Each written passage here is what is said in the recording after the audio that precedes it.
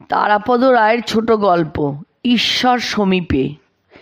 একটি ছোট মেয়ে একটি গিনিপিগ পুষত। সবসময় গিনিপিগটাকে নিয়ে খেলা করত, খুবই ভালোবাসত। সে এক ছোট জন্তুটাকে, সাদা কালো লোমের ঝুলঝুলে ফিকে নীল চোখের গিনিপিগটাকে, যেমন হয়ে থাকে। একদিন গিনিপিগটা দেহ রক্ষা করলো। ছোট মেয়েটা তো কেঁদে কেটে অস্থির। কিছুদিন আগে তার এক দাদু মারা গিয়েছিল। তার দাদুকে শ্মশানে নিয়ে পোড়ানো হয়েছিল। মেয়েটি কাঁদতে কাঁদতে বায়না ধরল তার স্বাদের গিনিপিগটাকেও দাহ করে সৎকার করতে হবে। তাকে অনেক বোঝানো হলো যে যেহেতু গিনিপিগ মানুষ নয়, তাই এটাকে না পুড়িয়ে মাটি খুঁড়ে কবর দিতে হবে। তাকে আরও বোঝানো হলো যেসব মানুষকে পোড়ানো হয় না, অধিকাংশকেই কবর দেওয়া হয়। অনেক ভাবনা চিন্তা করে চোখের জল মুছে অবশেষে মেয়েটি রাজি হলো তার প্রিয় গিনিপিগকে কবর দিতে। তার বাবা একটা পুরনো জুতোর বাক্সে মৃত গিনিপিগটাকে ভরে বাড়ির পিছনের বাগানে একটা চৌকো মতন গর্ত করে তার মধ্যে সেই জুতোর বাক্সটা শুদ্ধ গিনিপিগটাকে কবর দিলেন। কবর দেওয়া শেষ হয়ে যাওয়ার পরে মেয়েটি তার বাবাকে প্রশ্ন করলো, বাবা, আমাদের এই বাক্সটা কি এবার স্বর্গে ভগবানের কাছে পৌঁছে যাবে? মেয়েকে আশ্বস্ত করার জন্য তার বাবা বললেন, তা নিশ্চয়ই যাবে। তখন মেয়েটি মোক্ষম কথা বলল, বাবা, ভগবান যখন বাক্স খুলে দেখবেন ভেতরে কোনো জুতো নেই, মরা গিনিপিগ রয়েছেন, নিশ্চয়ই আমাদের উপর খুব চটে যাবেন। সত্যি এক্ষেত্রে জুতোর বাক্স খুলে জুতো না পেয়ে ভগবান ওই বালিকাটি এবং তার পিতৃদেবের উপর ক্রুদ্ধ হয়েছিলেন কিনা তা বলা আমার সাধ্য নয়, কিন্তু এটুকু বলতে পারি যে ঈশ্বর বিষয়ে অনেকের চিন্তায় ওই মেয়েটির ভাবনার মতোই সাদামাটা। এক সরল প্রাণা সাধ্বী রমণীর কথা বলি। তিনি একটি বিখ্যাত কালী মন্দিরে পুজো দিতে গিয়েছিলেন। এর আগে তিনি এই মন্দিরে আর কখনো যাননি।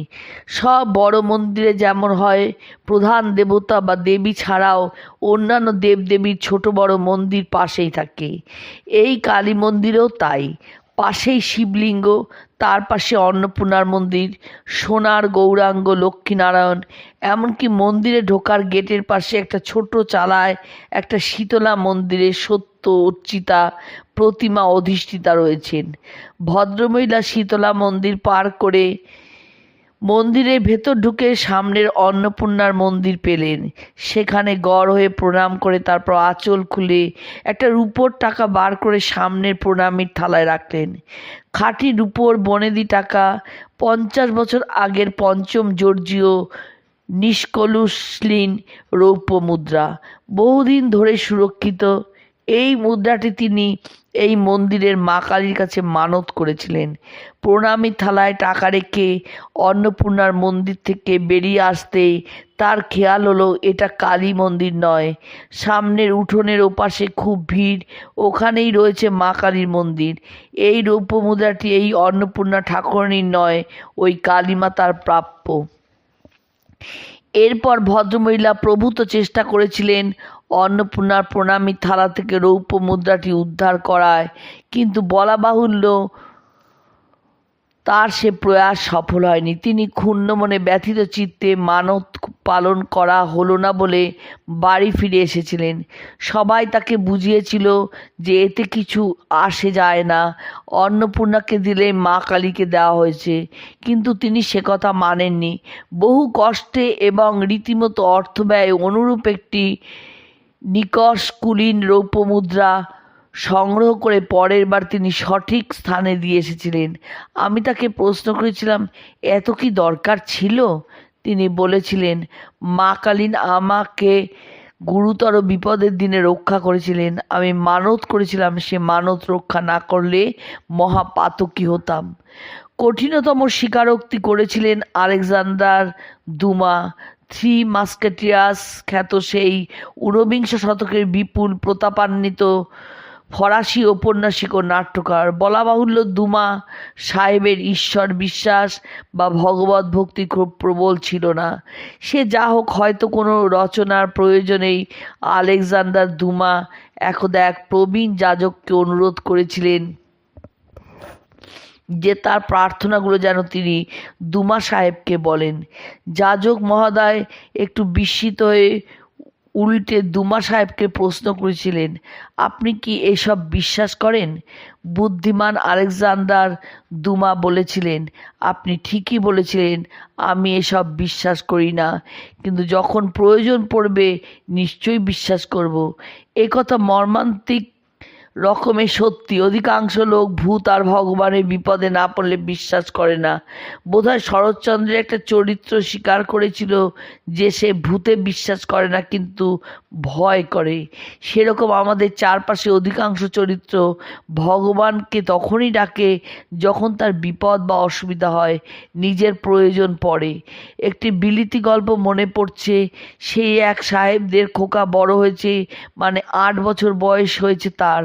5 বছর বয়স থেকেই সে মা বাবা থেকে আলাদা ঘরে শোয়।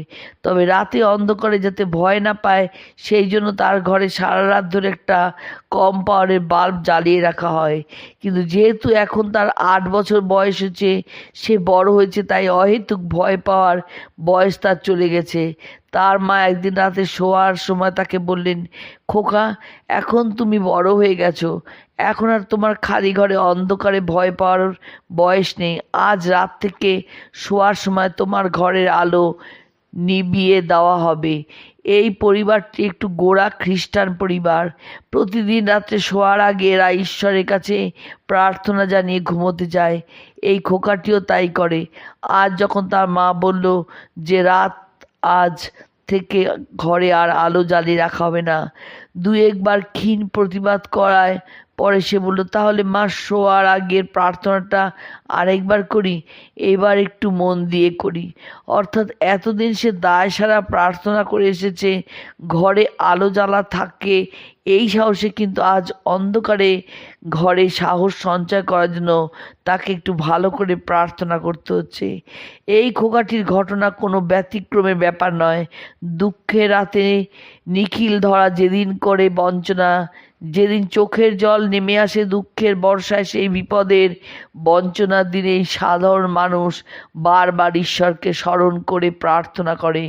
সেদিন সে কালীবাড়িতে পূজা মানত করত, দরগায় সিন্নি দেয়। ভাঙা গির্জার পাতাঝরা ধুলো ভরা চাতালে অনেক দিন পরে সেই সন্ধেবেলায় সে একটা মোমবাতি জ্বালিয়ে দিয়ে আসে। সায়াহ্নের অবসন্ন বাতাসে কম্পমান ক্ষীণ দীপশিখা অসহায় মানুষের নীরব আকুতি নিবেদন করে সেই অমোঘ নিয়তির কাছে, যার অন্য নাম ঈশ্বর।